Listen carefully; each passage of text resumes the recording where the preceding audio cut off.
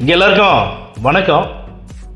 இந்த பதிவில் எதை பற்றி பார்க்க போகிறோம் அப்படின்னா, அதாவது மக்களே, யாருமே உயிரோடு இருக்கும்போது அவங்கள யாருமே கண்டுக்க மாட்டாங்க. இறந்த ஒரு படம் தான் பார்த்தீங்கன்னா ஏகப்பட்ட அவரை பற்றின விஷயங்களாக போயிட்டு இருக்கும். நியூஸ் சேனலாக இருக்குது, இதில் எல்லாத்துலேயுமே. ஆனால் உயிரோடு இருக்கும்போது யாருமே சீண்ட மாட்டாங்க.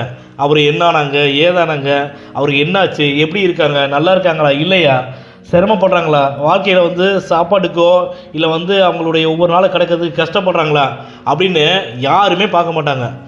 இறந்துட்டாங்க அப்படின்னு சொல்லி கேள்விப்பட்டது பார்த்தீங்கன்னா அப்போ தான் அடிச்சுட்டு ஓடியாருவாங்க பாருங்கள். நம்மளாம் நம்பவே முடியாது. இவங்களாம் என்னடா இப்படி வராங்க, உண்மையிலேயே இவங்களாம் மனதளவில் பாசமோ அன்போ வச்சுருக்காங்களா, அப்படி இல்லை அப்படின்னா சும்மா வேஷம் போடுறாங்களா அப்படிங்கிறத அப்போ தான் நம்ம யோசிக்கவே தோணும். விஜய் அவர்கள் நல்லா சொல்லியிருந்தாங்க. ஸ்ரீபெரும்புதூரில் காலேஜில் பேசும்போது தெளிவாக சொல்லியிருந்தாங்க.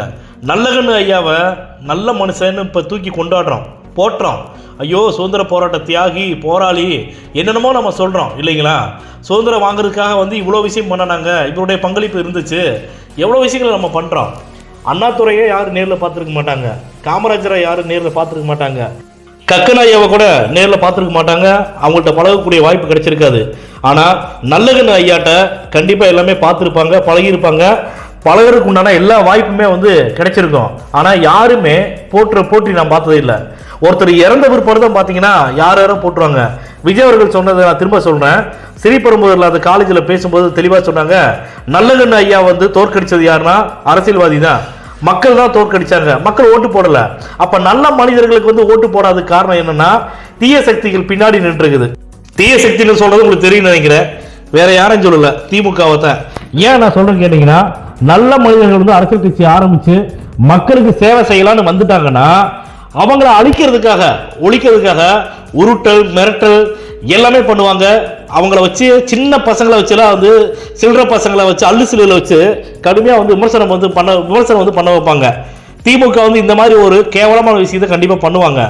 அந்த வகையில் இன்னொன்று என்ன பண்ணுவாங்கன்னா, தேர்தல் நேரத்தில் இப்போ ஒரு 5000 ரூபா கொடுத்தாங்களே, நல்லா கேட்டுங்க, பிப்ரவரி மாதத்துக்கு 1000 ரூபாயா, மார்ச் மாதத்துக்கு 1000 ரூபா, ஏப்ரல் மாதத்துக்கு 1000 ரூபாயா. அது இல்லாமல் கோடை விடுமுறையை கழிக்கிறதுக்காக, கோடை விடுமுறையை கொண்டாடுவதற்காக அதுக்கு ஒரு 2000 ரூபாயாம். மக்களே நல்லா சிந்திச்சு பாருங்க. இத்தனை வருஷம், இந்த 4.5 வருஷம் ஆட்சி காலத்தில் கோடை விடுமுறை வரவே இல்லைங்களா சொல்லுங்க. அப்போல்லாம் அவர் கொடுக்கவே இல்லையே. இப்போ கொடுக்குறாருன்னா என்ன காரணம்? தேர்தல் நேரம் நெருங்கிச்சு, இந்த டயத்தில் தான் மக்களுக்கு நம்ம கொடுக்கணும். நம்ம ஒரு 5000 ரூபா அனுப்பிச்சோம்னா மக்கள் அதை நினைச்சது நம்ம ஓட்டு போட்டுருவாங்க அப்படின்னு நினைக்கிறாங்க. அவங்க போட்ட கணக்கு தப்பு. இந்த 5000 ரூபா எது கொடுத்தாங்க? தமிழக மக்களுக்கு எல்லாமே நல்லா தெரியுங்க.